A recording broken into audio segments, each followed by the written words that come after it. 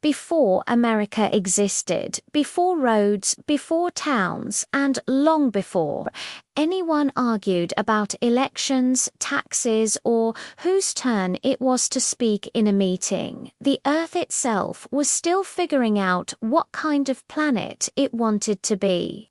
Beginning about 4.5 billion years ago, when the planet formed from swirling clouds of dust and rock left over from the creation of the Sun, gradually clumping together through gravity until it became a violently hot ball of molten material, covered with volcanoes that erupted constantly, releasing gases that would one day become an atmosphere, though at this stage the atmosphere was not breathable, nor pleasant, nor particularly interesting.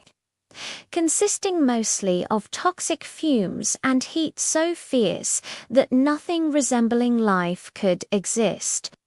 So the Earth cooled slowly over millions of years until the molten surface hardened into a crust, and eventually gigantic amounts of water vapor in the air began to condense and fall as rain, not gentle rain but relentless.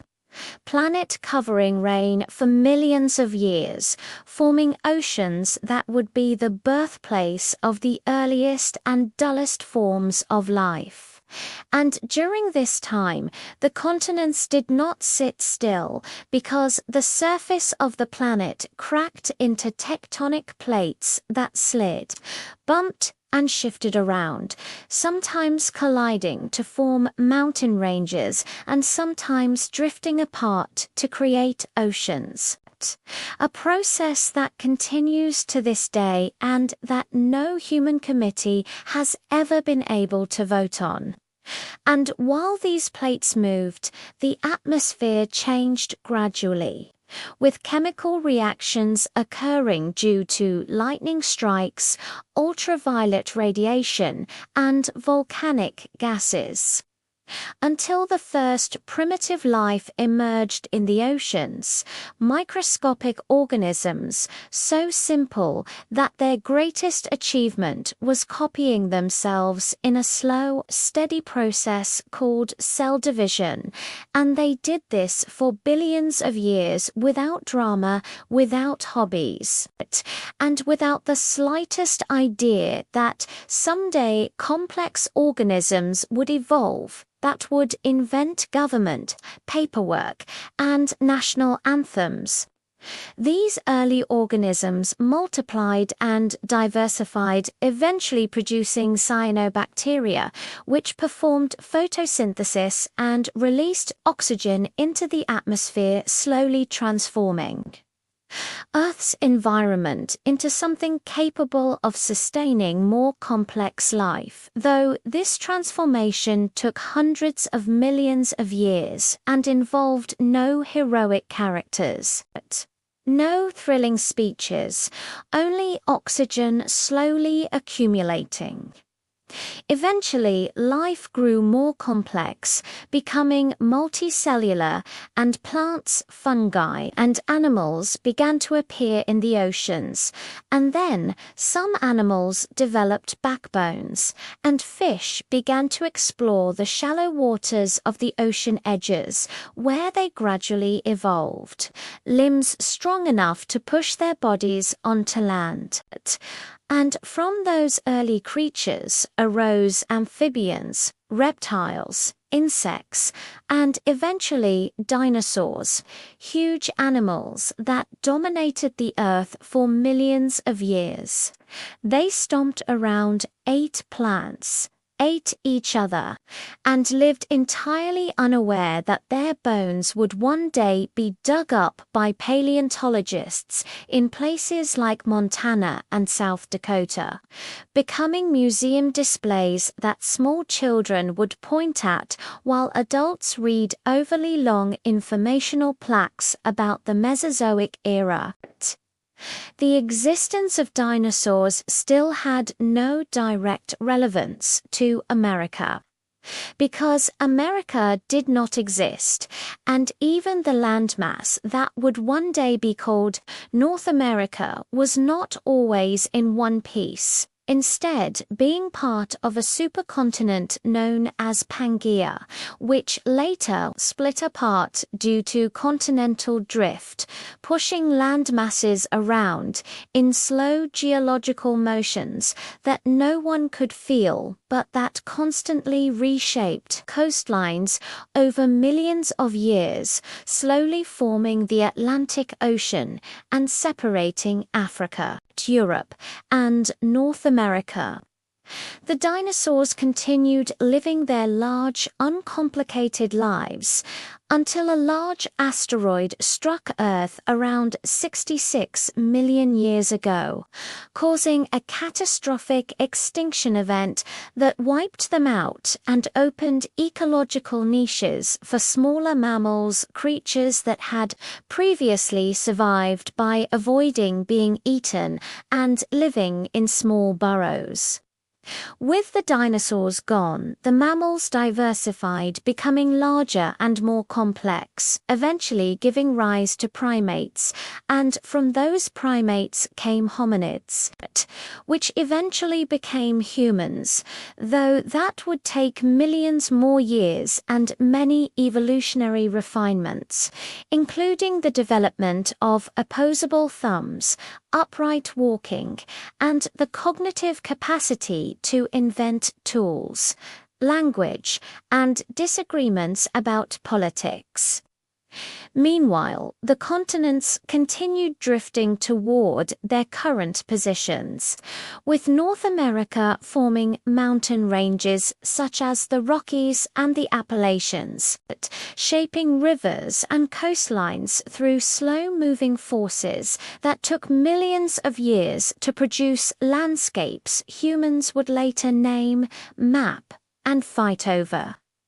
Fast forwarding to about 2.6 million years ago, the Earth entered a series of ice ages, during which massive sheets of ice expanded across the northern hemisphere, covering much of what would become Canada and the northern United States under layers of ice more than a mile thick, flattening terrain, carving valleys, and leaving behind lakes that still exist today, such as the Great Lakes, which many years later would be visited by tourists who would take photographs without realizing the lakes were shaped by slow geological processes requiring no human input.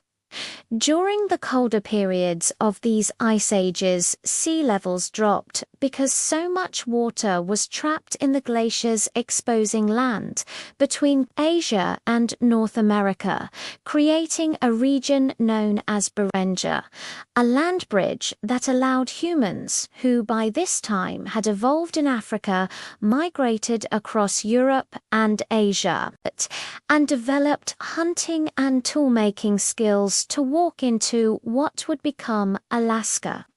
They did not know they were entering a new continent, did not hold a ceremony, did not plant a flag, and did not write down the event because writing had not been invented yet. So the crossing was quiet, uneventful, and practical motivated by the same reasons humans have always migrated: food safety and opportunity.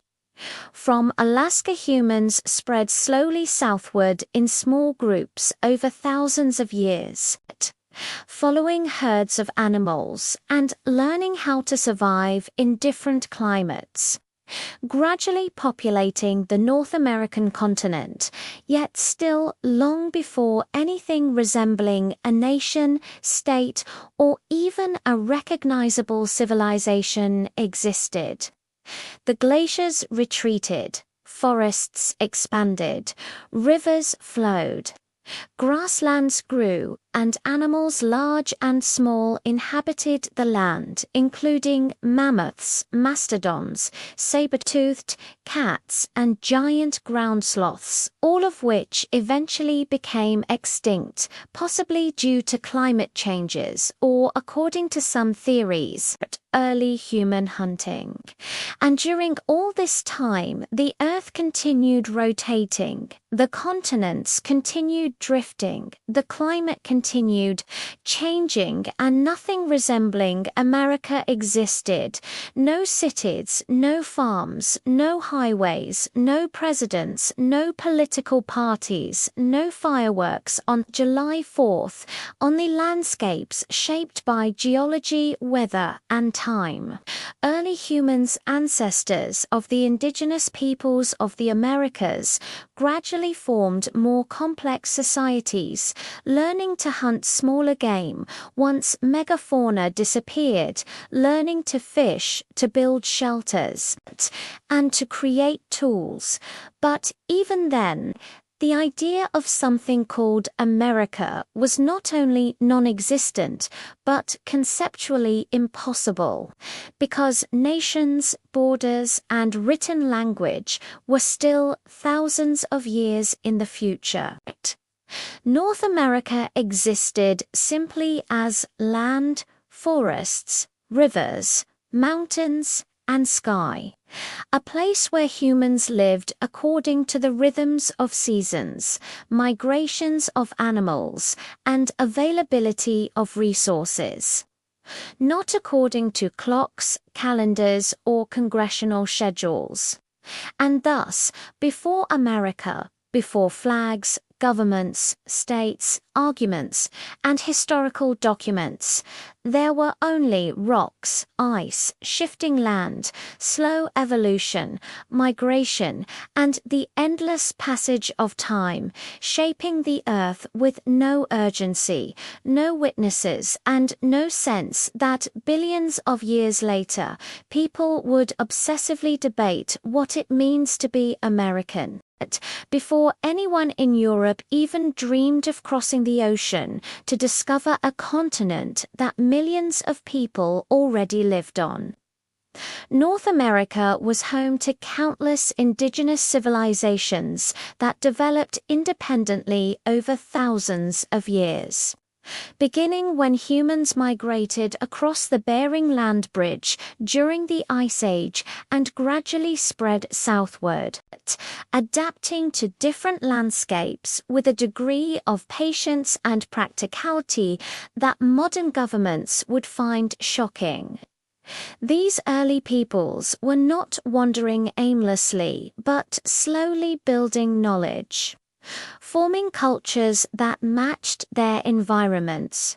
From the icy Arctic, where Inuit and Yupik later mastered hunting seals and whales with remarkable ingenuity, to the dense forests of the northeast, where the Haudenosaunee, also called the Iroquois Confederacy, would eventually form one of the oldest participatory political systems in the world, demonstrating a level of democratic organization while Europe was still experiencing feudalism, plagues, and a lack of indoor plumbing. Meanwhile, in the southeast, societies like the Mississippians built entire cities, including Cahokia near modern St. Louis, a vast urban center complete with massive earthen mounds, plazas, trade networks, and social structures, home to tens of thousands of people long before any European city north of Mexico even existed, though this fact rarely appears in school textbooks because it does not fit nicely into a narrative where history begins in 1492. The Mississippians organized agriculture, grew corn, beans, and squash, known collectively as the Three Sisters, formed trade routes stretching from the Great Lakes to the Gulf of Mexico, and engineered monumental architecture without metal tools. Draft animals or wheels, proving that civilizations can achieve sophistication even without steel and horses. Farther west, on the dry plateaus and deserts of what would later be called the Southwest, the ancestral Pueblones, formerly labeled Anasazi, built cliff dwellings and complex villages in places such as Mesa Verde and Chaco Canyon, carefully tracking the movements of the sun and stars to guide agriculture and ceremonies. Constructing roads leading outward like spokes of a wheel, indicating that even without writing, they possessed systems of shared knowledge, timekeeping, and governance. Their great houses built from sandstone precisely fitted together still stand today despite centuries of abandonment. A silent architectural argument that indigenous history did not begin with wigwams in forests but with engineering so impressive. Even modern visitors struggle to imagine how it was accomplished without cranes or electricity.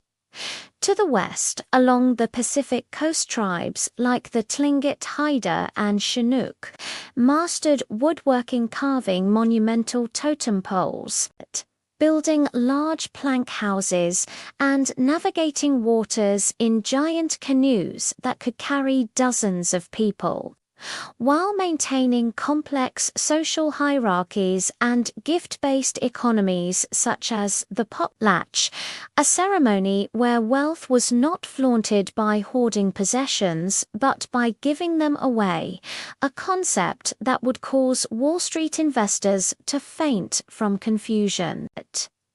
Meanwhile, in the Great Plains, tribes such as the Lakota, Cheyenne, and Blackfeet lived lives shaped by migration, seasons, and the movement of bison herds.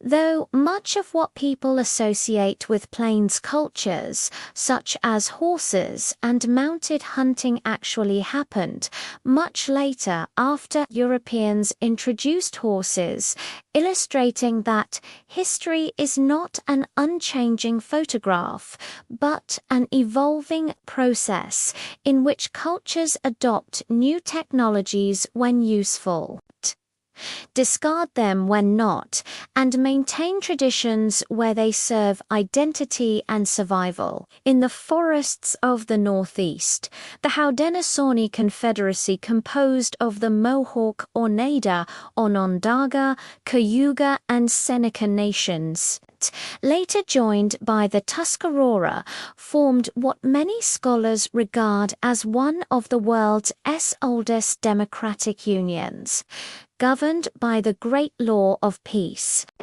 where decisions were made through consensus. Clan mothers held political authority, and leaders were selected not for charisma but for wisdom, patience, and the ability to speak without yelling standards that would disqualify most modern politicians. This political system impressed European settlers so deeply that elements of it influenced the U.S. Constitution, though credit was not given because acknowledging indigenous contributions did not fit with the emerging narrative that Europeans brought civilization to a supposedly empty land. Moving south into Mexico and Central America, civilizations such as the Maya, Aztecs, and ancestors of many North American indigenous groups developed agriculture, astronomy, mathematics, accurate calendars, and massive stone cities, demonstrating that the Americas were not isolated pockets of primitive life but interconnected regions of trade, diplomacy, and cultural innovation, linked by thousands of miles of networks that carried goods like obsidian, copper, shells, pottery, and stories across the continent. Throughout these vast and varied societies, indigenous peoples developed systems of medicine, agriculture, architecture, and spirituality, all rooted in a worldview that emphasized relationship to the land rather than ownership of it, where rivers, mountains, and animals held spiritual significance, and the idea of drawing straight lines on maps to divide land into rectangles of property seemed not only illogical but arrogant. Time passed, civilizations flourished, some declined due to environmental changes, droughts, or shifts in resources, illustrating that indigenous history was dynamic rather than frozen in time, full of rises and falls, just like Europe, Asia, or Africa. But while change shaped societies, what remained consistent was that indigenous civilizations were not waiting for Europe to arrive and tell them what history was. They were living history, adapting, trading, inventing, building, and improving their worlds on their own timeline. And then, after thousands of years of development, ships appeared on the horizon, carrying Europeans who would plant flags in soil already inhabited, proclaim discovery of land already discovered, and introduce diseases that indigenous immune systems had never encountered, causing devastation so rapid that entire civilizations collapsed before Europeans themselves reached them, leading newcomers to assume the land had always been sparsely populated, an assumption more rooted in misunderstanding than fact. Thus, before America existed as a country, before colonists built settlements or drafted declarations, North America was already a tapestry of nations, cultures, languages, inventions, political systems, and civilizations complex, sophisticated, diverse, and thriving, not a blank page waiting to be written on, but a book already in progress, its chapters stretching back thousands of years before anyone from Europe knew the book existed. When Europeans finally stumbled across the American continent, they did not do so gracefully or with a clear plan.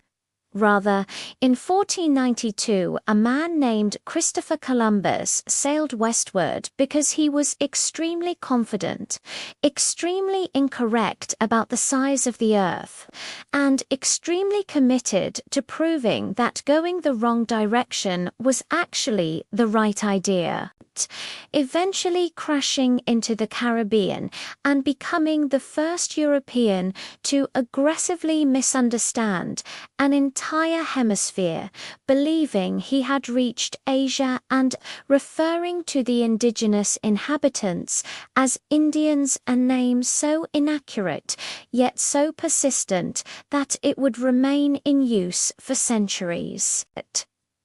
After Columbus returned to Europe with exaggerated stories of gold and resources, Spain became enthusiastic about the idea of claiming land that other people already lived on, which led to waves of conquistadors sailing across the Atlantic, planting flags in soil, writing in their diaries about discoveries, and promptly asking where the gold was. These Europeans, carrying steel weapons, horses, and an impressive collection of contagious diseases, began exploring the Caribbean, Mexico, and South America, accidentally creating pandemics that devastated indigenous populations long before any battles took place. Because smallpox, measles, and influenza traveled faster than men in armor, Meanwhile, other European powers such as England, France, and the Netherlands noticed that Spain was accumulating land, wealth, and bragging rights, and they hated being left out, which led to a competitive rush to several places none of them could accurately locate on a map. Explorers, such as John Cabot, sailed under the English flag to the coast of what is now Canada, wrote down observations like lots of fish, and claimed everything they saw, which was convenient since the people living there were not. Asked to sign anything, the French sent Jacques Cartier up the St. Lawrence River, where he admired trees and declared that a cold northern region was full of promise, suggesting future profit in the fur trade, and returning home with enthusiasm that persuaded the French monarchy to continue sending ships. The Spanish, more interested in gold than fish or furs, sent Hernan Cortes to Mexico, where he encountered the Aztec Empire and, seeing an organized city with aqueducts, market systems, and architecture far more advanced than anything in Europe at the time, mistakenly concluded that the best course of action was to destroy it, which he proceeded to do with extraordinary determination and disease support. Back in North America, Europeans continued poking around shorelines until, in 1607, the English established Jamestown, a settlement chosen primarily for its defensible position and secondarily for its impressive density of mosquitoes, disease, starvation, and terrible planning, where settlers were so poorly prepared to farm that many starved while waiting for ships to bring supplies.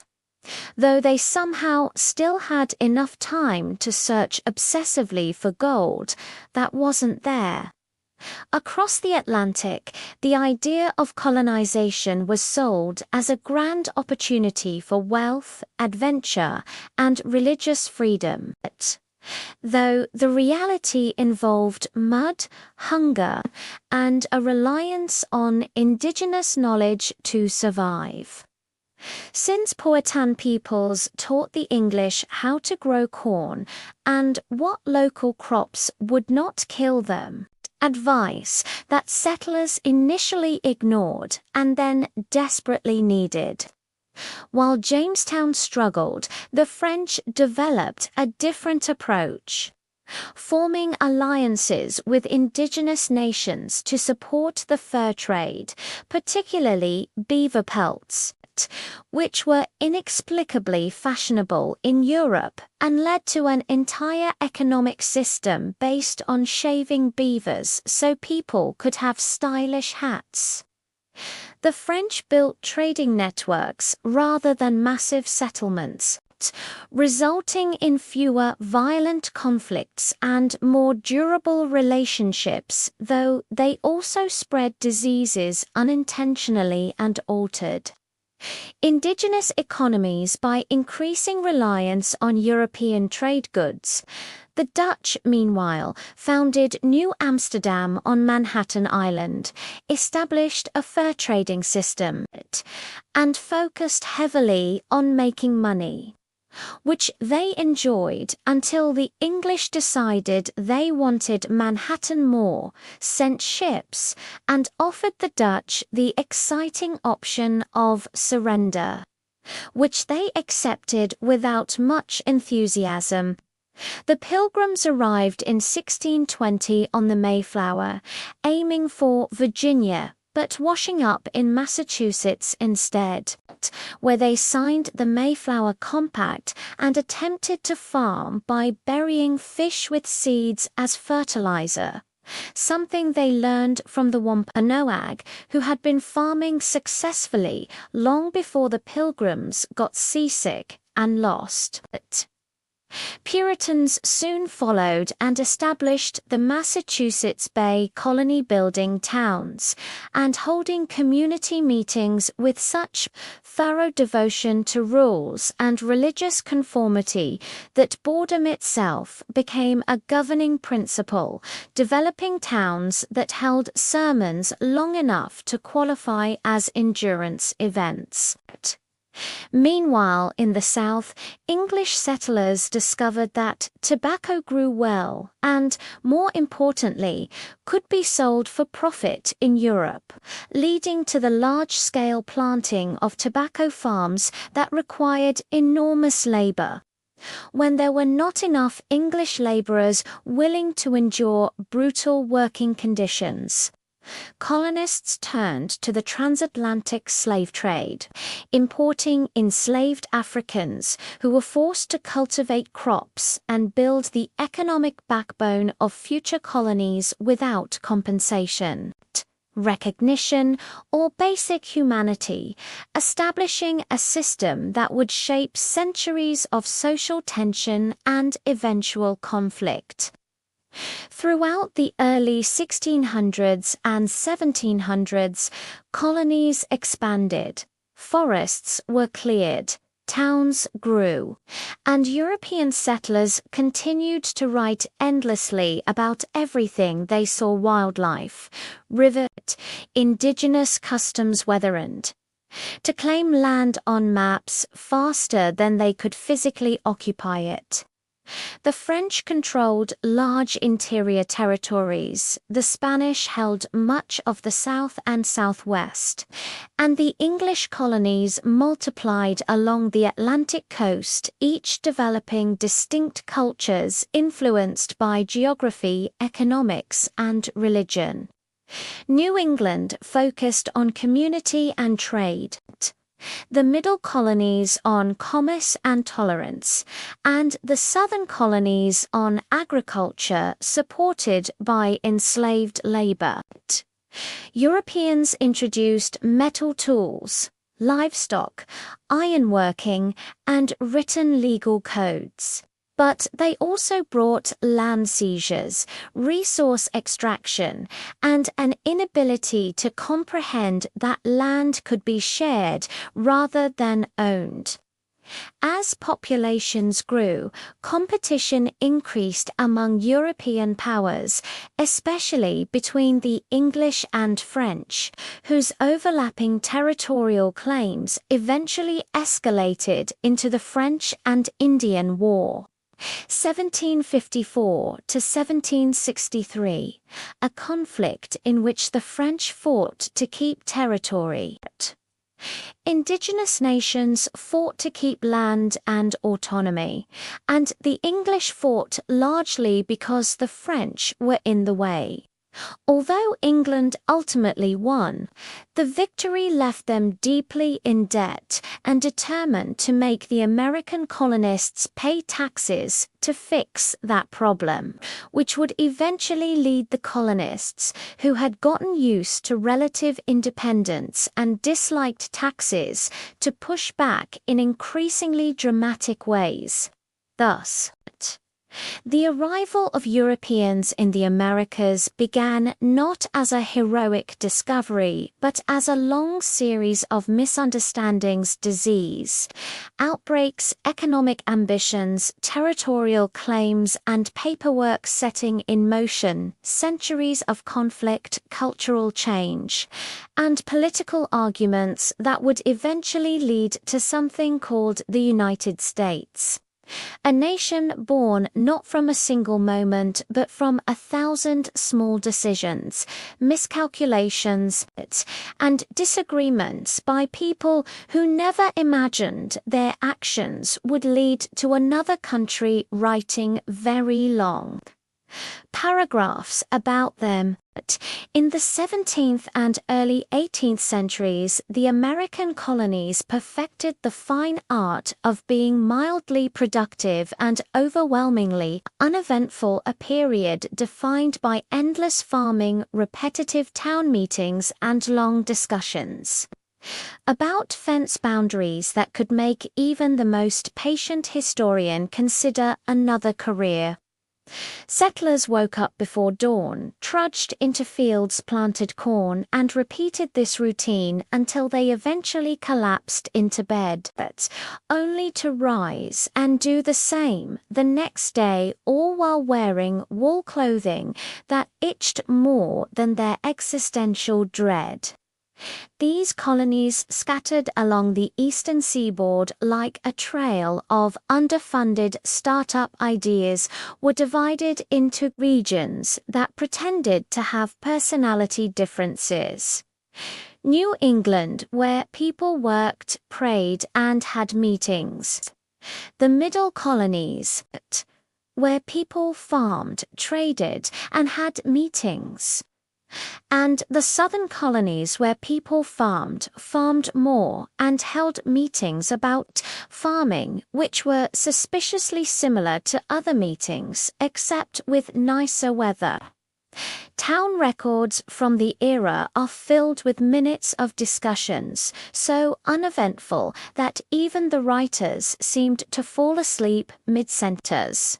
Some entries literally stop after phrases like discussion postponed due to lack of interest, which is the historical equivalent of shrugging and going home. Most colonial excitement involved someone getting lost, someone building something slightly bigger than last year, or somebody receiving a new type of spoon from Europe. People were deeply proud of their spoons. They passed them down as heirlooms. On Sundays, everyone gathered in a wooden building with no heating, sat for hours, and listened to the longest sermons ever produced in human history, usually delivered by a minister who believed that enthusiasm was a sin. Even the candles burned slowly because they were bored. The colonies also created the first versions of what would eventually become American customer service centers, committees. If someone's cow wandered into someone else's yard, a committee formed. If someone wanted to build a new fence, a committee formed. If someone coughed too loudly during a sermon, a committee formed to discuss the social implications of coughing and whether the cougher had violated spiritual zoning ordinances. Democracy was happening, technically, but so agonizingly slowly that one could grow an entire pumpkin patch during the time it took to decide the color of a sign. Meanwhile, colonists imported furniture from England not because their own furniture was bad, but because ordering it gave them something to talk about for the next 8 months while waiting for the ship to arrive. England, far across the ocean, mostly ignored the colonies, treating them like that distant cousin who occasionally sends a letter asking for money, in exchange for vague protection and the privilege of calling themselves British. Colonists were required to send raw materials back home: lumber, tobacco, furs, and anything else England could sell to somebody who had never heard of America. For years, the arrangement worked because nobody cared enough to change it. However, a problem began brewing slowly, like tea made with lukewarm water, as the colony's group people built more houses, more farms, more meeting rooms. They started to notice that England made a lot of rules for them without asking for their opinion. At first, colonists complained quietly in taverns while drinking weak ale and pretending to be rebellious by using slightly stronger adjectives than usual. But then, England passed more regulations and more taxes to make up for money spent on European wars, and suddenly, even the most conflict-averse colonists began experiencing a sensation unfamiliar to them: annoyance. These taxes were not massive, but they were consistent, and that was enough to irritate colonists into action. Nothing motivates an emerging American identity like the discovery that someone else wants their money. The taxes came with paperwork, and nothing fueled resentment faster than paperwork. Soon, British customs officials were stationed in colonial ports, peering at crates, counting things, making notes, and slowing shipping down to a pace that made glaciers look speedy. The colonists responded not with violenzo, no, that would be exciting, but with something far more American: petitions, endless petitions. Entire forests were sacrificed for documents, politely requesting that England stop being annoying. Committees multiplied like rabbits. Assemblies met. Subcommittees formed to organize committees that evaluated the role of future committees. Every colony had representatives arguing over who should sit where and whose handwriting on official documents was the most respectable. Still, daily life continued to be dominated by farming seasons, religious calendars, and the social hierarchy of who owned the biggest barn. Town gossip focused on unbelievably dull scandals, like whether someone planted crops too close to a neighbor's field, or whether someone improperly labeled a shipment of barley. By the early 1700s, population boomed due to large families, immigration, and the shocking discovery that hard work and land ownership tend to attract people who like both.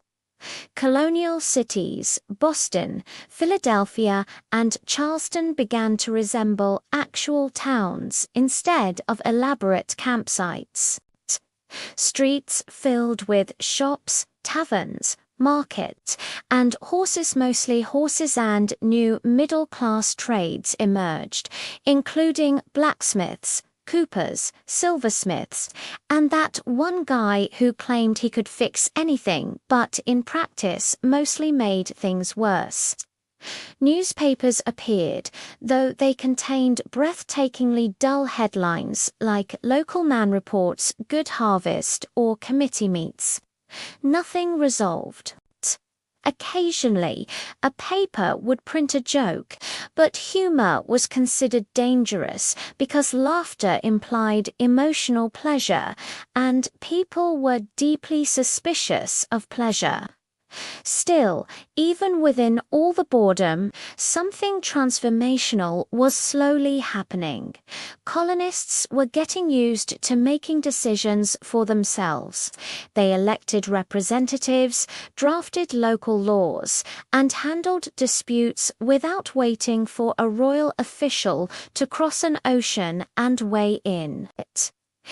Independence wasn't an ideology. Yet it was a habit. Colonists didn't wake up thinking, "We should form a new nation." They woke up thinking, "If we wait for England to reply to our request, we won't get anything done until next century." So they governed themselves, quietly and accidentally. And in that routine, those endless town meetings, those petitions, those committees arguing about fence lines, America's political culture took shape. It didn't begin with a battle cry. It began with paperwork and mild irritation. No heroic speeches. no fanfare, just a slowly building sense that if you can run things for yourself, maybe you Dante need a distant king explaining how many barrels of wheat can be exported each year.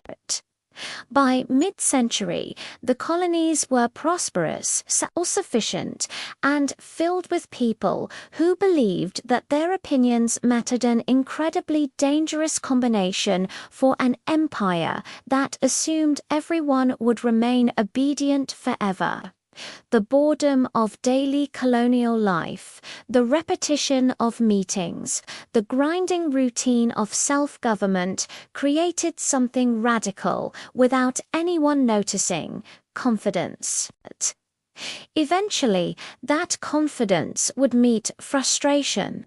Frustration would turn into anger, and anger against all odds would finally produce something interesting in American history: a revolution. The American Revolution, often dramatized with fireworks, heroic paintings, and overly enthusiastic reenactors, was in reality a long series of arguments, paperwork, and logistics so tedious that many soldiers probably stayed angry just to stay awake. It began not with a dramatic declaration, but with the British Parliament inventing increasingly creative ways to tax the colonies on things people barely cared about, such as wax seals, playing cards, and especially tea, which became the rage not because it tasted good, but because people were furious someone was telling them they had to buy it. England, drowning in debt from wars in Europe, decided the colonies should help pay the bill, since the colonies technically still belonged to them. Colonists disagreed, insisting that if they were going to be taxed, they wanted representation in Parliament so they could complain properly. Instead of addressing the complaints, Parliament responded by passing more taxes and sending more soldiers, creating a perfect recipe for escalating irritation. The Sons of Liberty, a group of men whose hobbies included shouting in public and occasionally tarring tax collectors, met in taverns, drank aggressively mediocre ale, and devised schemes that were basically early prototypes of customer complaints taken to violent extremes. One night, a group of them disguised themselves as Mohawk Indians. A disguise so unconvincing it would not fool a child, and dumped an enormous amount of tea into Boston Harbor. The tea didn't actually represent freedom. It just represented something expensive that wasn't theirs, and the destruction was satisfying. Britain was outraged by the Boston Tea Party, especially because the tea belonged to the British East India Company, which was more powerful than most countries and had more paperwork than the average tax office. Parliament punished Boston with the Intolerable Acts, a set of laws designed to squeeze the city until someone confessed to having fun. Boston responded by complaining harder. Representatives from the colonies gathered in Philadelphia at the First Continental Congress, where they drafted petitions with increasingly stern wording and debated whether disobedience to the king counted as a sin. They reached no decisive conclusion, but they did agree that another meeting might be useful. Classic colonial thinking. Tensions continued rising until April 1775, when British soldiers marched to confiscate colonial weapons in Lexington and Concord, only to discover that annoyed farmers with muskets have excellent aim when defending their barns. Shots were fired, no one remembers who fired first, and suddenly everyone was at war, even though no one had officially declared one. The colonists formed the Continental Army and looked around for someone respectable enough to lead it. They chose George Washington, a tall, reserved man who always looked mildly disappointed with everything, which made him appear wise and patient. The Continental Army had almost no money, little training, and uniforms that were essentially whatever you happened to be wearing when you signed up, resulting in a force that looked more like a confused crowd at a yard sale than an army.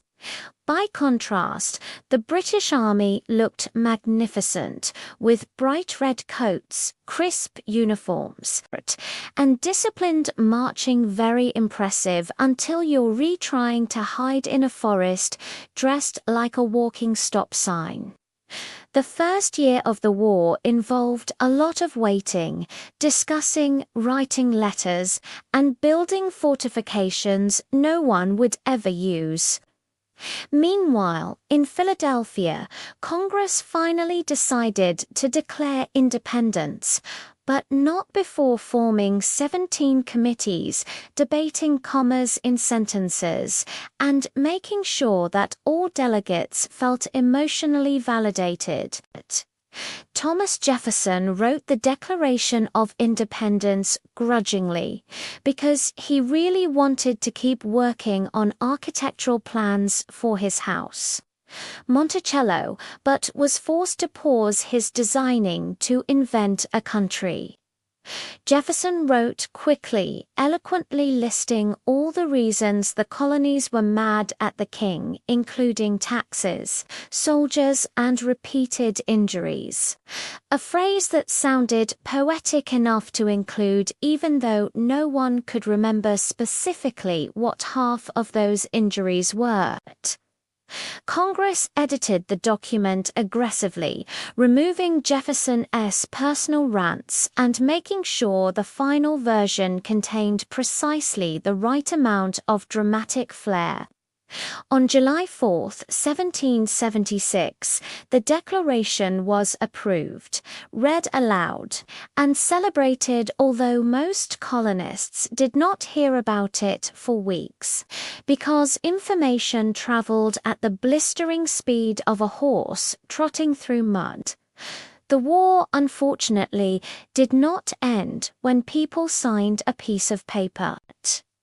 Instead, the British responded to the declaration by sending more troops, more ships, and generals who believed the Continental Army would collapse after a week. Early battles seemed to confirm this arrogant assumption. Washington spent much of the year 1776 retreating across New Jersey, pursued by British troops who were better equipped, better fed, and better trained. Because it looked dramatic, but because shoes were expensive and rarely available. Washington knew he needed a victory to boost morale and prove the army was something more than a nuisance. So, on Christmas night 1776, when both armies should have been sleeping or drinking something warm, Washington gathered his men in boats, crossed the icy Delaware River, and surprised the Hessian soldiers. German mercenaries who were busy playing games and celebrating the holiday. The colonists won quickly, and suddenly everyone began to believe that maybe the war was winnable after all. Unfortunately, winning one victory does not end a war. The years dragged on with skirmishes, more retreats, and the endless misery of training drills. At Valley Forge, soldiers endured freezing temperatures, starvation, and disease, while Washington tried to hide how frustrated he was that Congress wouldn't send supplies. Bismarck's help arrived in the form of Baron von Steuben, a Prussian officer who didn't speak English but communicated through shouting, hand gestures, and occasionally swearing in German. He reorganized the army, taught standardized marching, and introduced hygiene, a concept that was shockingly underappreciated. Meanwhile, Benjamin Franklin was in France, charming everyone with his wigs, spectacles, and surprising social skills. He convinced the French to ally with the colonies, mostly by convincing them that helping America was the best way to annoy Britain, with French support ships, weapons, loans, and fashionable scarves. The war finally began turning in the colonists' favor. The climax arrived at Yorktown, where British General Cornwallis positioned his army on a peninsula bold strategy, assuming he wouldn't. TB surrounded by land and sea simultaneously, which is exactly what happened. Washington's forces blocked the land route. French ships blocked the sea route. And Cornwallis found himself trapped in the 18th century version of a bad parking decision. After weeks of artillery bombardment and dwindling supplies, Cornwallis surrendered, though he pretended to be too ill to attend the ceremony in person because nothing stings like losing to a group of farmers, blacksmiths, and committee enthusiasts. Peace negotiations followed in Paris, where diplomats spent months debating borders, fishing rights, and the correct way to fold the treaty.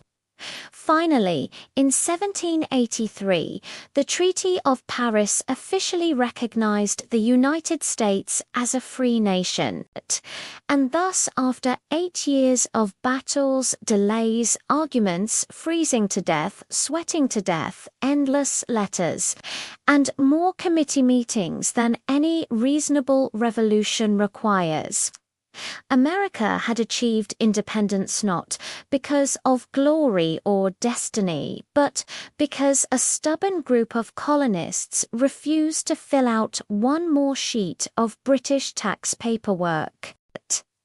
After winning independence, the new United States decided to govern itself using something called the Articles of Confederation, which was basically a political document written by people who had never collaborated on anything more complicated than signing a petition. And the result was the governmental equivalent of a group project where everyone insists on being in charge. But no one actually does the work. The Articles intentionally created a weak central government because the colonies had just spent 8 exhausting years fighting a king who made decisions without asking them, and the one thing they agreed on was that no one ever wanted to be bossed around again.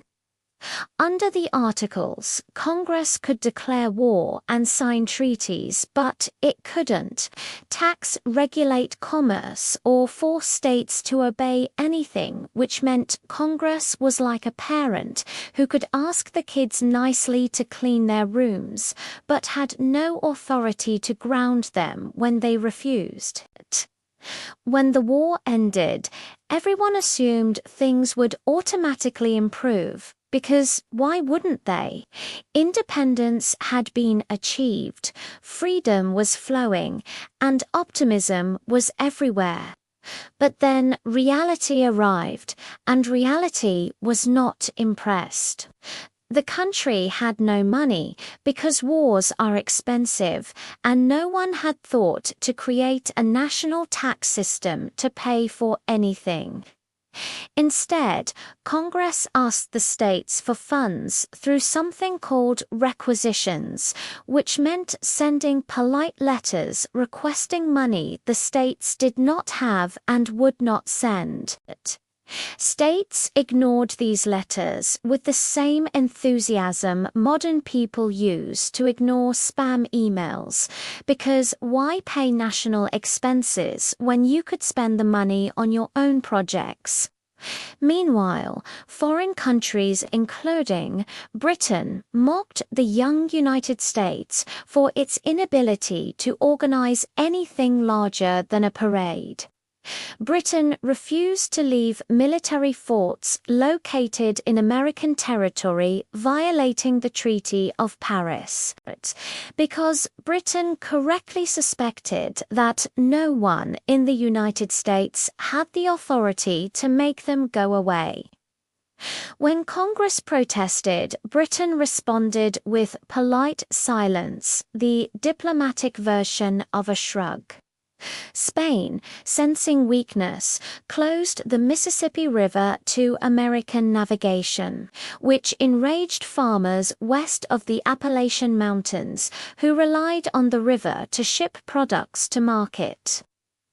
Farmers complained to Congress, Congress complained to Spain, Spain ignored Congress, and the farmers fumed. Meanwhile, inside the states themselves, chaos blossomed like an unpopular garden. Each state printed its own currencies, sometimes multiple currencies, and inflation became so intense that people often refused to accept money altogether, preferring barter like trading barrels of wheat for shoes. Crossing state lines meant dealing with new currency, new trade restrictions, and new taxes.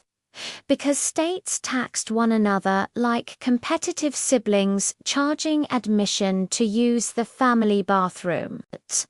Rhode Island became notorious for printing so much money that merchants fled to neighboring states to avoid dealing with the worthless paper. Rhode Island responded by passing laws to force people to accept the currency, which resulted in even more merchants leaving.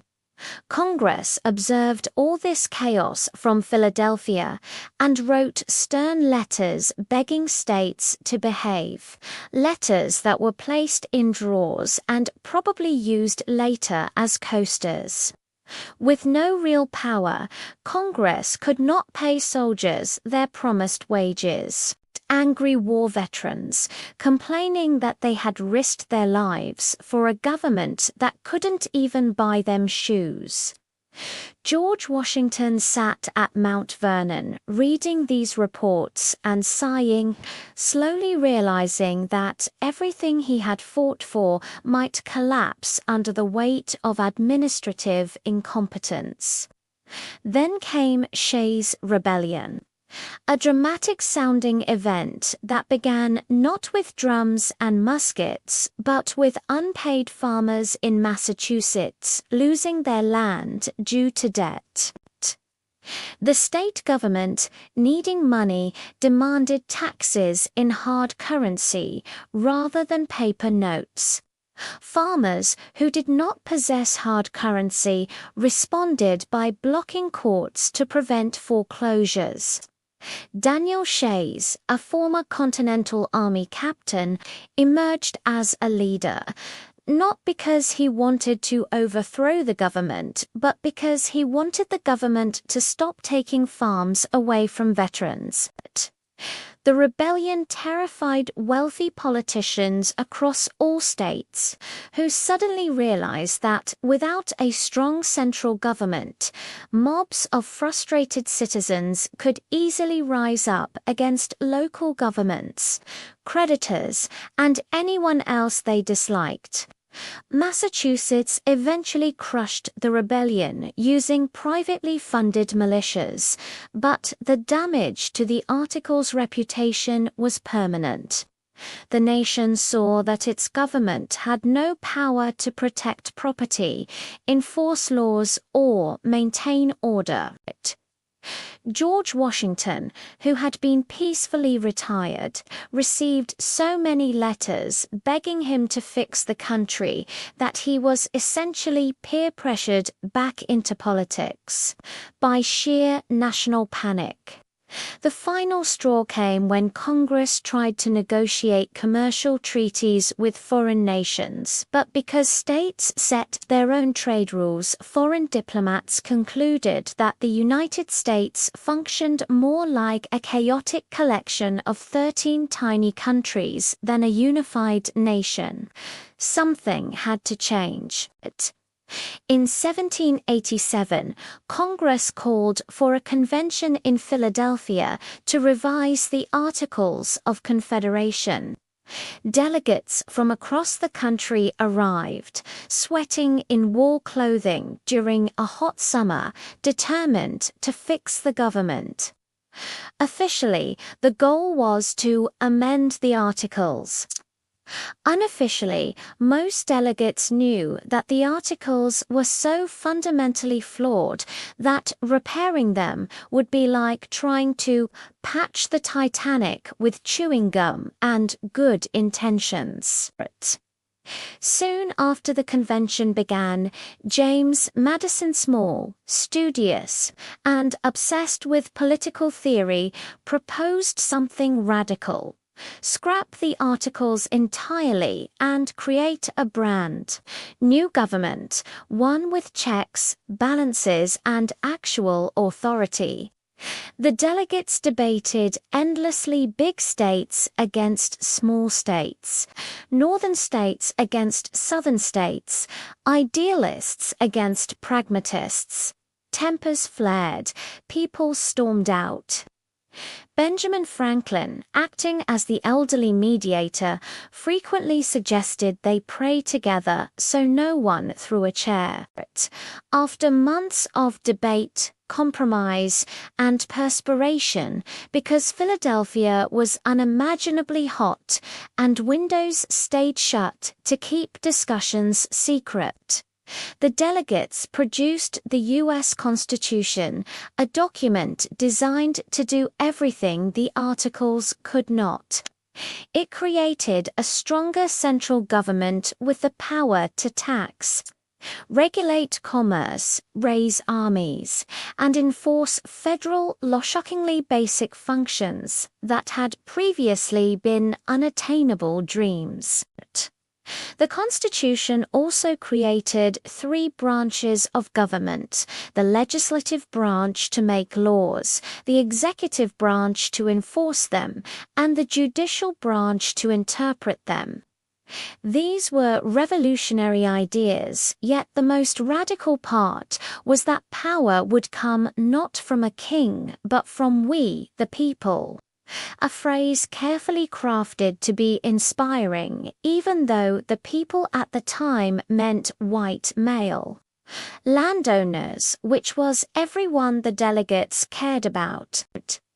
The Constitution was signed on September 17, 1787, but signing the document didn't mean the problem was solved. It still needed to be ratified by the states. Heated debates erupted. Federalists supported the new constitution, arguing that a strong government was necessary to hold the country together. Anti-federalists opposed it, arguing that a powerful central government could crush individual liberty just as easily as a king. The battle played out in newspapers through a series of essays known as the Federalist Papers, written by Madison Alexander Hamilton and John Jay, who wrote with such intensity that Jay literally worked himself sick, and Hamilton wrote so many essays that future historians would conclude he never slept. Slowly, state by state, the Constitution gained approval. Key states Virginia, New York, Massachusetts ratified it only after Federalists promised to add a Bill of Rights guaranteeing freedoms like speech, religion, and press. By 1789, the Constitution replaced the Articles of Confederation, ending America's disastrous experiment with weak government. The new government held its first elections, and George Washington was unanimously chosen as the first president. He accepted reluctantly, knowing he was walking into a role no one fully understood, and quietly hoping he wouldn't be blamed if the country fell apart. The Articles of Confederation faded into history, remembered only as a valuable lesson. Freedom without structure leads to chaos. Committees without power lead to nothing. And a country run like a group project will always result in one exhausted person doing all the work while everyone else argues about whose responsibility it was. After the Constitution was ratified and the Articles of Confederation were quietly retired to history books, the United States entered a phase that could be described as governmental adolescence, a period in which the country had all the rights of independence, but none of the practical experience required to run itself without causing chaos. And George Washington, reluctantly becoming the first president, immediately discovered that being the adult in the room was exhausting when the room consisted of ambitious politicians, hot-tempered governors, stubborn state legislatures, and a citizenry convinced that any attempt at order was a conspiracy to destroy liberty. Washington, tall, reserved, and permanently serious, assumed the role not only of president, but also of chief mediator, chief diplomat, chief logistician, and accidental motivational speaker, which meant spending endless hours trying to convince everyone that following rules, paying taxes, and respecting federal authority was not only reasonable but also essential for survival, a task comparable to explaining algebra to a very large group of people who absolutely hate math. His administration, beginning in 1789, faced immediate challenges. The federal government had to organize a functioning cabinet, determine procedures for lawmaking, establish courts, and oversee the minting of a national currency-all operations that had never existed before, and all of which required paperwork, debate, and careful note-taking.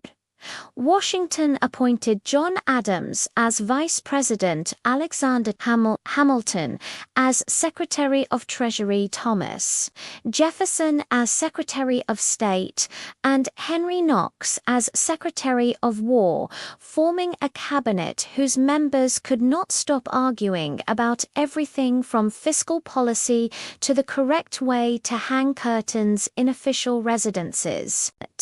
Which is not an exaggeration, because Jefferson genuinely cared about taste and aesthetics, and Hamilton genuinely cared about numbers and survival, creating a constant tension that Washington had to mediate with both patience and mild despair.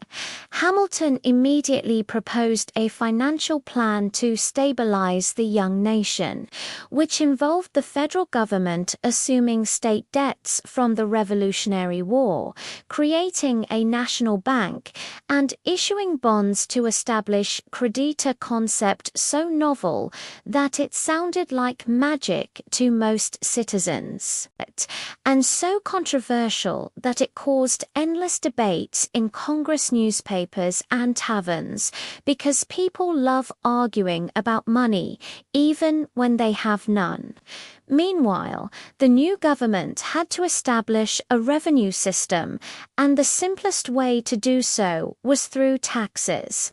Unfortunately, Alexander Hamilton's excise taxes, particularly on whiskey-enraged farmers in western Pennsylvania, who were used to bartering and distilling their own spirits without paying the government, because local authorities had never taxed homemade alcohol, and they viewed this new imposition as tyranny in the form of paperwork.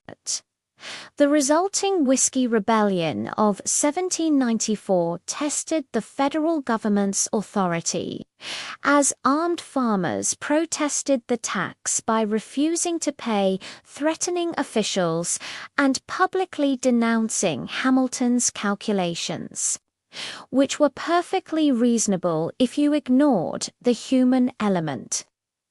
Washington, with his sense of duty and desire to avoid chaos, personally led a militia force to demonstrate federal power. A show of presence that was both intimidating and mildly absurd, since the rebels dispersed almost immediately upon encountering an organized military, proving that sometimes demonstrations of authority are more theatrical than violent. Beyond domestic issues, the early United States had to navigate foreign relations with precision. Despite having no permanent traditions or experienced diplomats, which made negotiating treaties, trade, and maritime rights a delicate balancing act, France, still in turmoil from revolution, required careful attention, while Britain, sulking after the Revolutionary War, maintained military posts along the northern frontier, openly ignoring American sovereignty because the young government had no real enforcement mechanism to compel action. Relations with Native American nations were similarly complex as settlers continued to expand westward into territories already inhabited, leading to treaties that were often confusing, contradictory, or ignored, entirely generating disputes that Washington had to arbitrate diplomatically and sometimes militarily, further underscoring the difficulty of establishing authority over a continent while being constrained by limited resources and constant political scrutiny. Within Congress, debates raged over the size and role of the federal government, leading to the emergence of the first political factions, the Federalists, who favored a strong, centralized government led by experienced elites, and the Democratic Republicans, led by Jefferson and Madison, who advocated for states' rights, agrarian priorities, and skepticism of concentrated authority. The formation of these parties reflected deep philosophical differences, but also practical concerns about wealth distribution, trade, taxation, and the proper level of citizen participation in government, all of which Washington hoped to manage with patience, discretion, and careful warnings about factionalism in his eventual farewell address, where he urged unity and warned against the dangers of political parties, which everyone promptly ignored. At the same time, the judiciary was being organized under the Judiciary Act of 1789.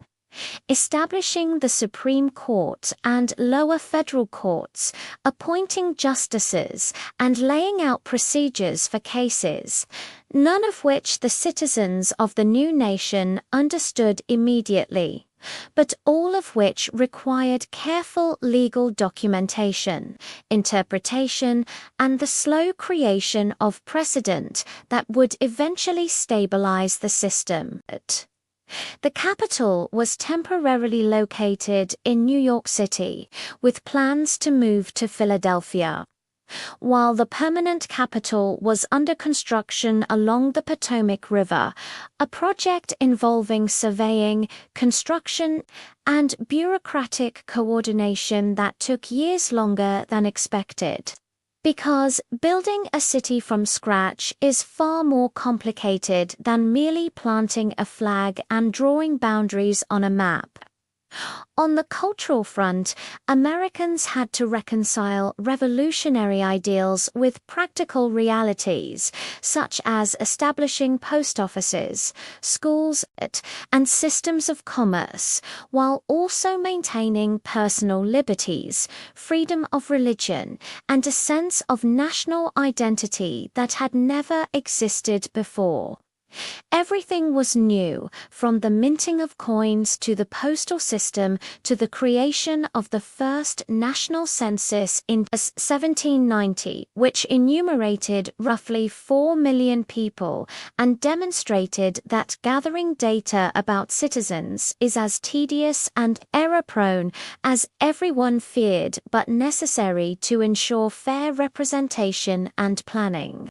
Washington's presidency, although uneventful in the sense of large-scale wars or sudden invasions, was characterized by the painstaking construction of systems, rules, and traditions that would endure long past his departure. Establishing precedents for presidential conduct, cabinet cooperation, and federal authority. Despite occasional rebellions, factional infighting, economic panic, and persistent foreign threats, the early government gradually gained legitimacy, teaching citizens the subtle, repetitive, and often boring lessons of self-rule that laws need enforcement. Taxes need collection, treaties need negotiation, and leadership requires patience, discretion, and the constant management of human impatience. By the time Washington retired in 1797, he had overseen the creation of a functioning federal government from essentially nothing, demonstrating that building a nation is far less about glory and more about endless meetings, careful writing, tedious enforcement of rules, and convincing people to follow procedures that, while mundane, are essential for survival. His farewell address, which stressed neutrality in foreign affairs, and the value of unital elections, and the value of unity, encapsulated decades of slow, deliberate, and often tedious work, laying the groundwork for successors to continue the painstaking task of turning 13 fractious states into Sigotolov of wider of the wider world. Thomas Jefferson's presidency, beginning in 1801, marked a period in which the United States expanded its borders, government functions, and national identity, all at a pace that could be described as glacial to anyone accustomed to instant gratification. But while Jefferson himself tried to balance personal ideals of limited government with the practical demands of running a growing country that was still figuring out how to operate a central authority without overstepping its welcome. Jefferson, a man of wide-ranging interests from architecture to agriculture to classical philosophy, approached governance with patience and intellectual rigor, often spending hours deliberating minor policy decisions, reviewing letters from governors, and drafting written opinions on matters that many others would have dismissed as trivial, because he believed that careful thought on dull subjects was essential for the long-term health of the Republic.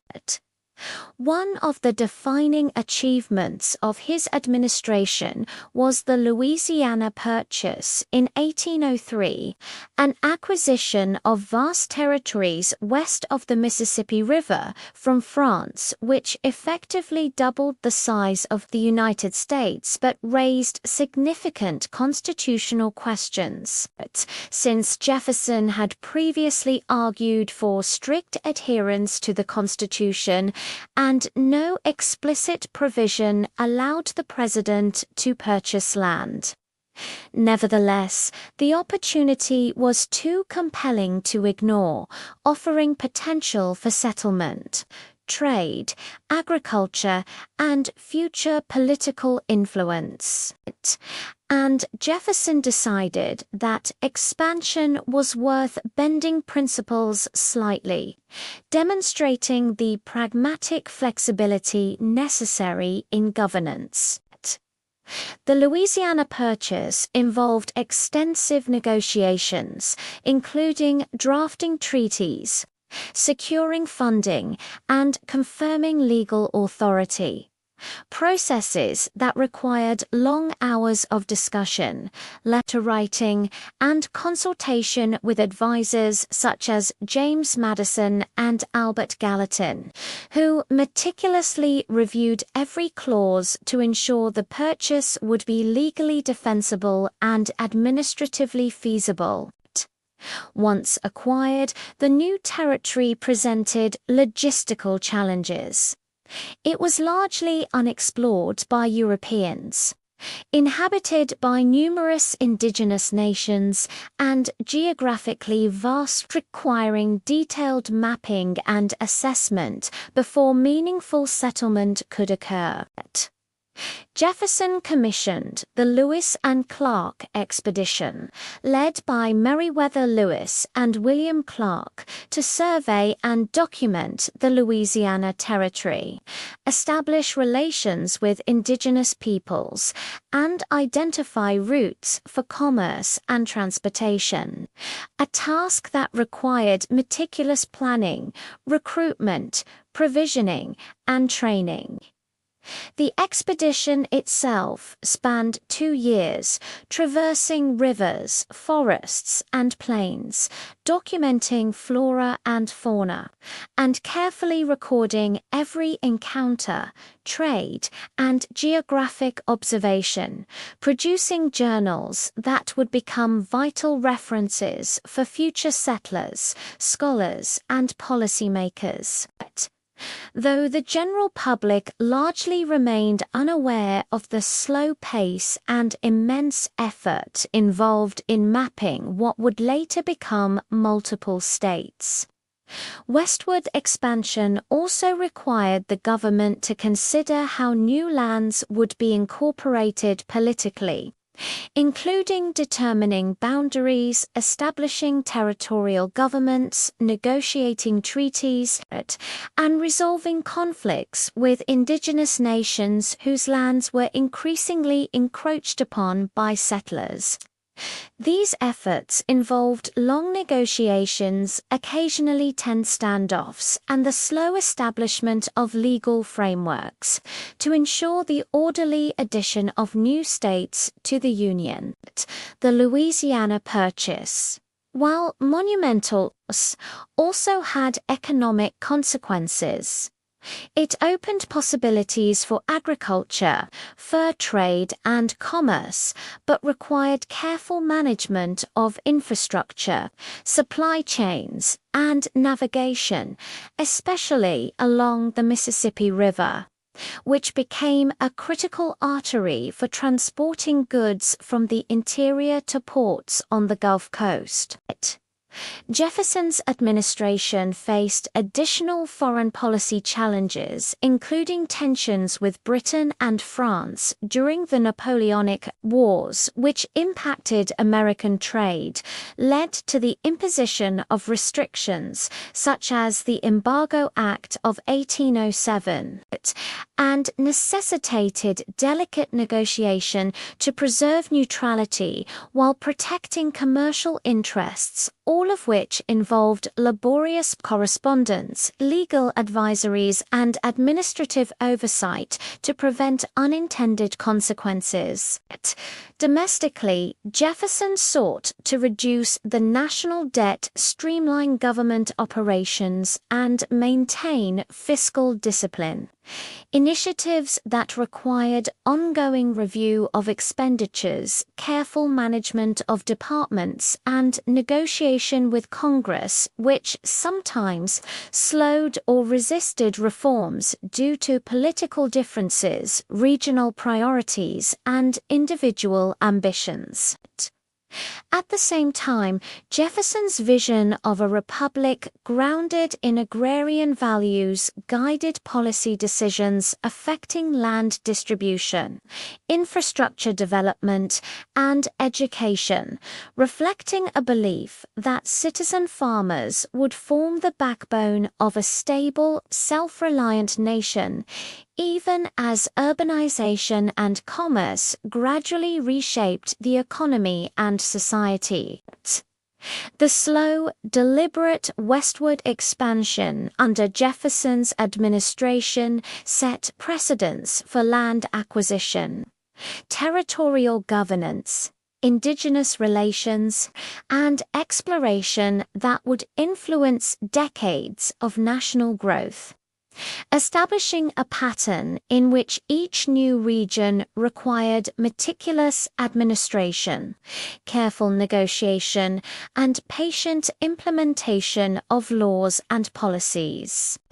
While the Louisiana Purchase and the Lewis and Clark Expedition are often celebrated in textbooks and public memory, the reality of this era was dominated by tedious paperwork, strategic planning, and incremental progress as Jefferson and his advisors sought to balance ideals with practical governance, ensuring that the addition of vast new territories strengthened the republic rather than overwhelming it, and proving that the creation of a larger nation involved not sudden conquest or dramatic victories, but patient administration, methodical exploration, and the slow establishment of order across vast, unfamiliar lands. The War of 1812, often overshadowed in history books by both the Revolutionary War and the Civil War, was in reality a drawn-out, largely frustrating conflict characterized by slow mobilization, bureaucratic inefficiency, and the ongoing challenge of defending a young nation that lacked both a large standing army and the kind of infrastructure needed for rapid military response.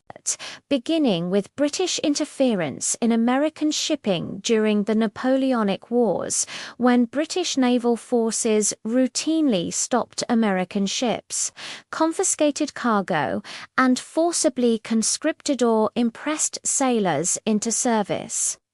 A practice that outraged the United States but proved extremely difficult to prevent. Given the Royal Navy's dominance of the seas and the relative weakness of American maritime power, this impressment crisis, combined with ongoing trade restrictions imposed by both Britain and France, created a situation in which merchants, politicians, and ordinary citizens grew increasingly impatient with what they perceived as violations of sovereignty, leading President James Madison to eventually request a declaration of war from Congress in June 1812, After months of debate petitions and angry newspaper editorials that filled columns with repetitive arguments about honor, commerce, and national pride, demonstrating that even the causes of war often unfold tediously before any actual fighting begins. Once the war was declared, the challenges multiplied. The United States had a small, poorly trained army spread across a vast territory, relying heavily on state militias whose members often lacked discipline, whose officers were appointed more for political loyalty than competence, and who sometimes refused to serve outside their home states, leading to a patchwork force that required constant organization, coordination, and persuasion, as Washington-era lessons about civil-military relations had been forgotten or ignored. Naval battles, while occasionally dramatic, were sporadic and dominated by slower ships, complicated communication, and the ever-present challenge of coordinating multiple fleets across thousands of miles of coastline.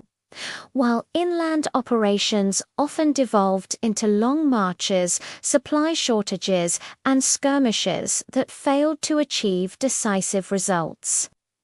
Emphasizing that most of the war consisted of planning, movement, and waiting, punctuated by brief moments of action. In the Northern Theater, American forces attempted invasions of Canada, motivated both by the hope of territorial gains and by the desire to punish British colonies. But these campaigns were largely unsuccessful due to poor coordination, inexperienced leadership, and logistical nightmares such as insufficient food, inadequate transportation, and miscommunication among units that sometimes resulted in troops arriving late, at the wrong location, or not at all. A frustrating pattern that repeated throughout the war and contributed to the perception of incompetence on both sides. On the other hand, British forces, though better equipped and experienced, were preoccupied with European conflicts and could not devote full attention to North America, which meant that American forces occasionally achieved small victories, such as naval wins by single-ship actions and minor territorial successes, though these rarely had strategic significance and were often celebrated more in newspapers than in any lasting political effect, illustrating that morale could sometimes outweigh material outcomes, even in a poorly resourced military campaign. The war also produced moments of drama for civilians. The burning of Washington in 1814 by British troops, including the destruction of the White House and the Capitol, symbolized both vulnerability and the slow but humiliating realization that the government could not always protect the Capitol, prompting hurried reconstruction efforts, relocation of government functions, and lengthy bureaucratic processes to restore official buildings, documents, and ceremonial spaces, all of which required careful planning, funds, and coordination across multiple departments, emphasizing that war's impact was not limited to battlefields, but extended deeply into administrative responsibilities and domestic management. Additionally, Native American nations, led in part by leaders such as Tecumseh, aligned with the British in hopes of defending their lands against American expansion, complicating the conflict with additional fronts negotiations. and strategic considerations, while also highlighting the tragic reality that indigenous peoples were consistently caught between foreign powers and a growing United States, facing displacement, loss of resources, and long-term consequences that were poorly documented in contemporary American records. Throughout the conflict, Congress wrestled with funding, troop levies, and war strategy, producing countless reports, requests for appropriations, and legislative debates that were repetitive, slow, and often contradictory. Reflecting the ongoing challenge of governing during a crisis while remaining constrained by constitutional limitations and regional disagreements, which were particularly pronounced in New England, where opposition to the war culminated in discussions of secession at the Hartford Convention, a gathering characterized by meticulous resolutions, careful wording, and extreme caution, as delegates feared both ridicule and legal repercussions for expressing discontent. Highlighting how even dissent was a carefully managed, bureaucratic process. Meanwhile, the peace process, culminating in the Treaty of Ghent in late 1814, required extended negotiations, drafting, revisions, and ratification, during which both sides maintained forces in readiness, engaged in sporadic combat, and waited for news to travel across the Atlantic, demonstrating once again that international diplomacy in the early 19th century was painfully slow and heavily reliant on meticulous correspondence, negotiation, and protocol. The war officially ended in 1815, shortly after the Battle of New Orleans. A conflict fought largely due to delayed communication, in which American forces under Andrew Jackson achieved a resounding tactical victory against the British, though the battle occurred after the treaty had technically been signed, illustrating how logistical delays and communication gaps could produce absurd and anticlimactic outcomes. Ultimately, the War of 1812, while sometimes celebrated for fostering national identity-producing military heroes and demonstrating American resilience, was dominated by tedium. Endless marches, repeated failures, supply shortages, bureaucratic correspondence, cautious strategy meetings, and the repetitive cycle of planning, waiting, and minor engagement, punctuated by occasional moments of dramatic action that were rarely decisive.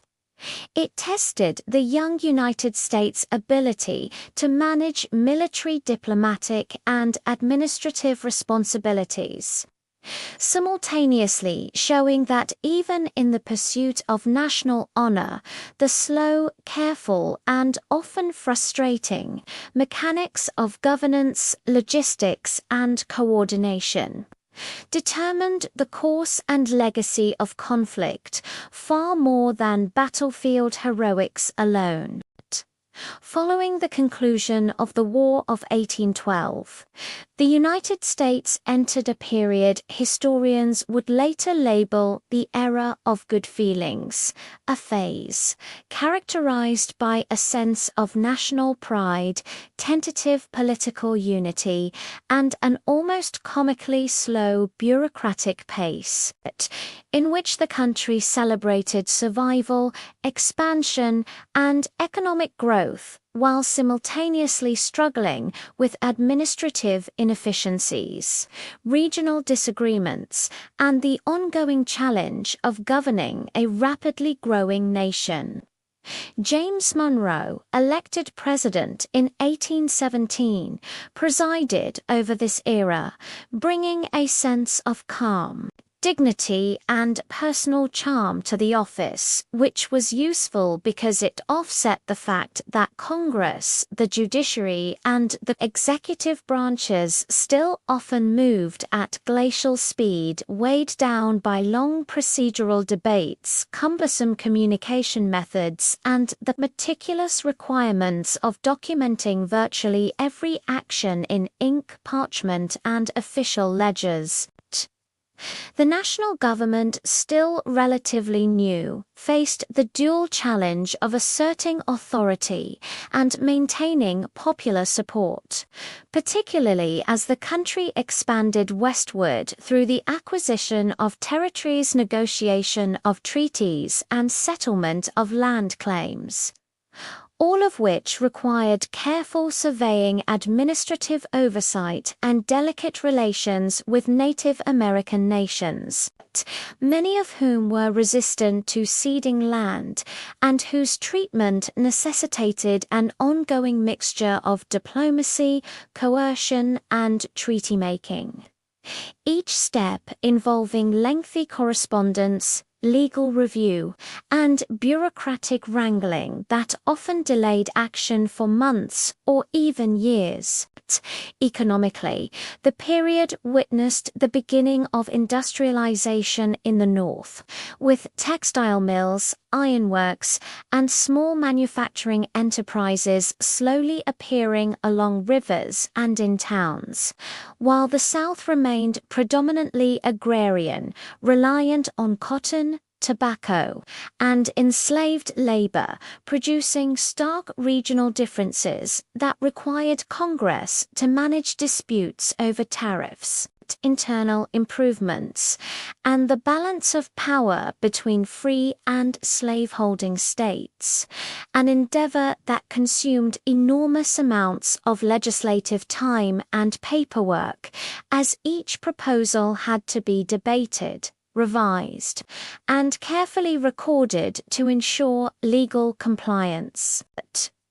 Monroe's presidency also coincided with an expansion of infrastructure, including turnpikes, canals, and the early stages of railroad development, all of which required careful planning, allocation of funds, coordination between federal and state authorities, and the creation of regulatory frameworks to standardize tolls, navigation, and property rights. Tasks that, while essential to long-term growth, were exceedingly tedious and demanded patience from legislators, engineers, and local communities alike. On the foreign policy front, Monroe and his administration addressed lingering concerns with European powers.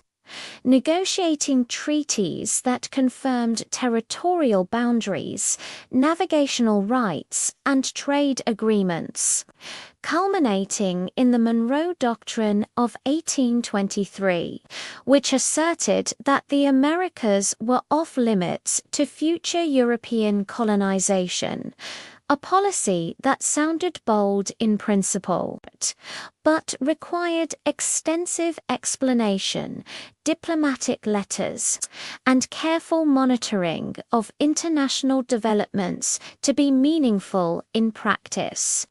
Because no one in Europe immediately altered behavior, and enforcing the doctrine relied more on American self-restraint and reputation than on military capacity at the time.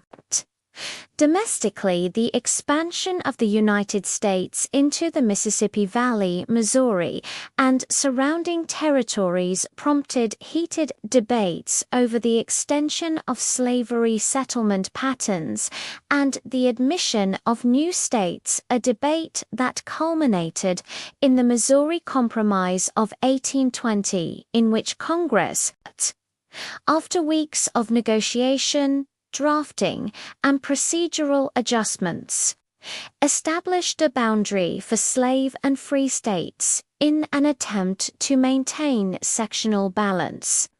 A compromise that demonstrated both the ingenuity and slowness of legislative processes and foreshadowed conflicts that would persist for decades.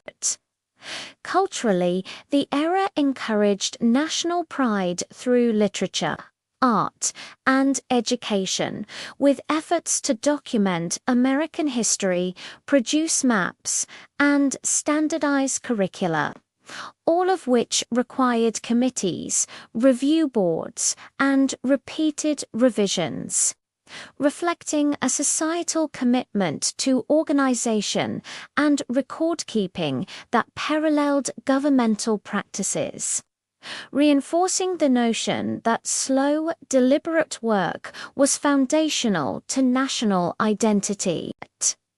Despite the overarching label of good feelings, the reality was more nuanced. States continued to assert their prerogatives. Local militias were often inadequately supplied regional newspapers, debated every minor policy decision with it, and citizens regularly petitioned representatives over issues ranging from land surveys to postal service improvements, illustrating that underlying tension and administrative complexity persisted even in an era celebrated for unity. The presidency, while providing symbolic leadership, relied heavily on personal mediation, careful correspondence, and patience. As Monroe and his cabinet navigated competing interests, negotiated compromises, and ensured that the machinery of government functioned despite recurring inefficiencies, slow communication, and procedural obstacles. Economically, the era included a surge of internal improvements, yet the process of planning roads, canals, bridges, and navigational systems involved surveying state-federal negotiations, allocation of funds, and regulatory oversight, meaning that progress occurred incrementally and often faced delays due to conflicting priorities and limited resources, reinforcing the importance of persistence and meticulous administration in shaping the physical infrastructure of the country. In sum, the era of good feelings was less a dramatic period of constant triumph than a prolonged and methodical consolidation of national identity, administrative practices, and political precedents, demonstrating that nation-building in early America was as much about drafting laws, negotiating compromises, and ensuring procedural adherence as it was about celebrating victories and setting the stage for subsequent challenges in expansion, commerce, and governance that required patience, diligence, and careful, repetitive work from leaders, legislators, and citizens alike.